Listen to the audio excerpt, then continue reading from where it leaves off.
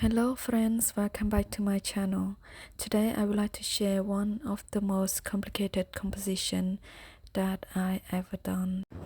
Before I finish the sketch and trace it on A2 side, cold press watercolor paper, I did a few thumbnails to see whether it's good to have basket or without basket, a square basket or an oval basket. Mid-December last year, I was asked to paint this commission painting to refresh dining room area, inject the color to the space, as well as encourage healthy diet. So I chose to give my client a basket full of vegetables.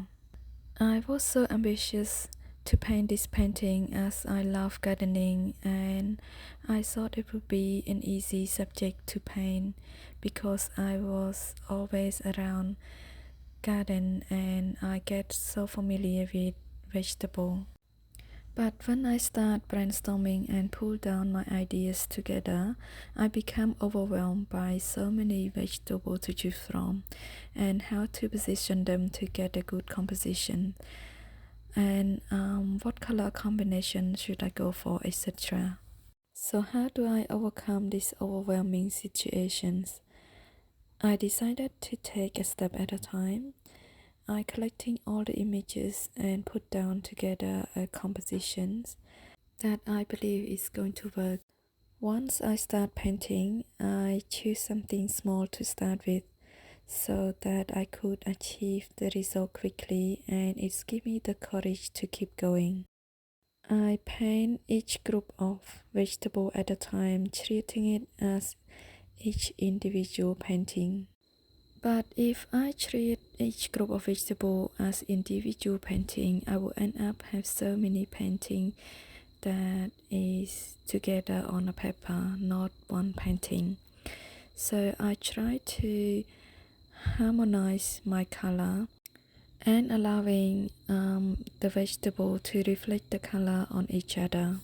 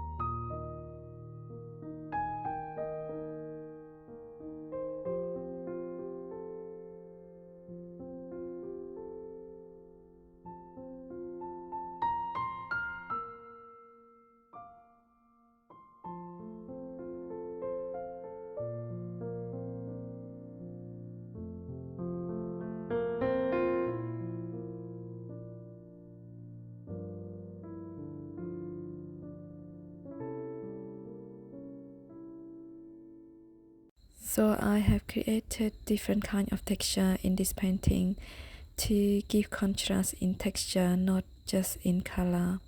With broccoli, I wet the paper first and then I drop on the color. Even though it's the same green as the leaf next to it, but the texture differentiate between the two different type of vegetable. Then I sprinkle some salt on it and let it dry naturally. And I start working on capsicum, which is far away from the broccoli. This way the color wouldn't bleed together. I let the salt does its magic, and once it's completely dry, I will remove the salt and add some pigment to the darker area. In the meantime, I start working on different type of vegetable such as the tomato. I chose to have yellow and orange and 2 green tomato just because I do not want too many red on this painting. I aim to get more of the green so that the red could stand out, but I do have a few red in different places just to give the painting harmony.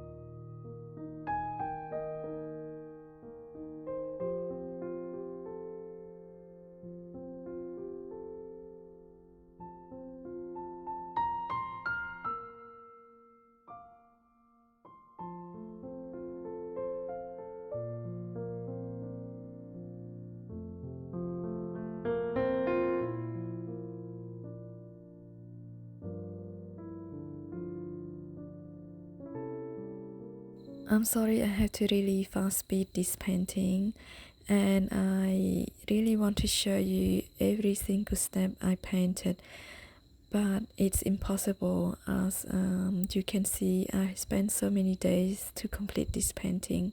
So I hope I explain my feeling and the process of how I get through and overcome the complications that I get through this painting.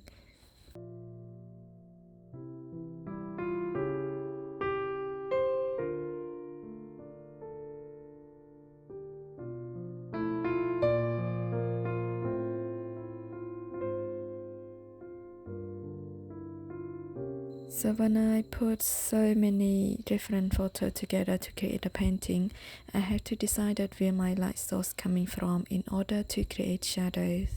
I haven't finished my painting yet. I still have the pumpkin and the two butterflies to go for, but I couldn't wait to ground my vegetable and create some shadows. This way it's made more sense and it's helped me to visualize the whole painting together. And I need to make decisions on whether I need the background or just the shadow is enough. I choose to paint the shadow in abstract styles as I do not want it to look like a photo, even though I go for realistic for the vegetable, yet I still want it to look like a painting. I paint it suggestedly, not photorealistic. When I started this painting, I did not just get overwhelmed by so many types of vegetable and how to position them, but how to paint realistic painting within a short time. I only have 2 weeks to complete this painting, and I also want to squeeze in a thank you painting, which I will show you later in the next video. And then I realized that I do not have to paint exactly the same as reference photo. I could paint suggestedly, but not photorealistic. This way it saved me time and my art still look like my styles. Here is an example of how I use dry brush technique to suggest the rough texture of the pumpkin rather than paint and copy exactly the same as my reference photo.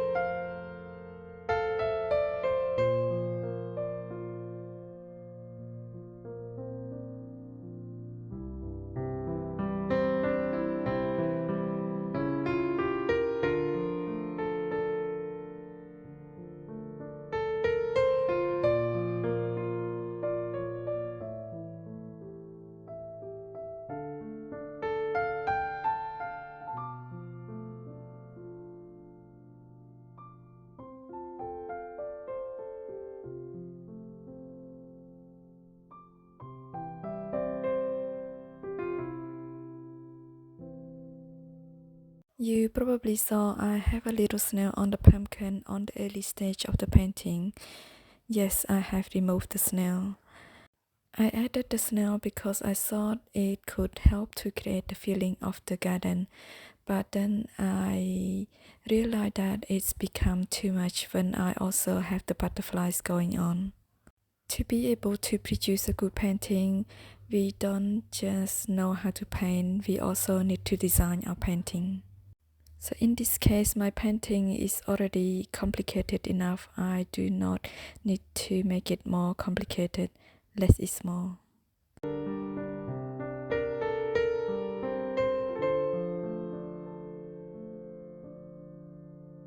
So when it comes to butterfly, I decided to choose this reference photo that I took from my garden, but I want to have fun by playing around with color. I did not follow the color of the actual reference photo. I add the colors of the vegetable and created this butterfly. At first, I keep the butterfly color very light and similar to this purpley violet edible flower. But when I decided not to have background, I think the butterfly need to stand out a little bit more. So I start to add color to it, which is the red and the yellow, so that it reflects all the colors from the surrounding. I have to admit that the butterfly is probably the most fun part of the painting to me.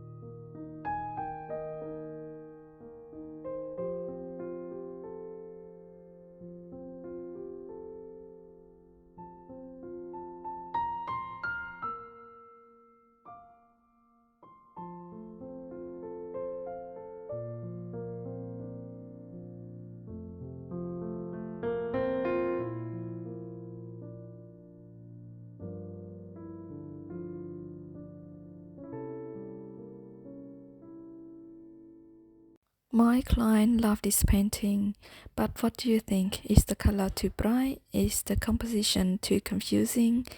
Have you ever done a really complicated painting before? How do you solve your problem? Did you get overwhelmed? Please let me know in the comment section below. I would love to learn from you. I also would like to say thank you for your kind support. Your like and subscribe have given me the courage to keep going and working late at night to produce this video for you. Take care of yourself. Don't forget to have some vegetable. Until next time, happy painting!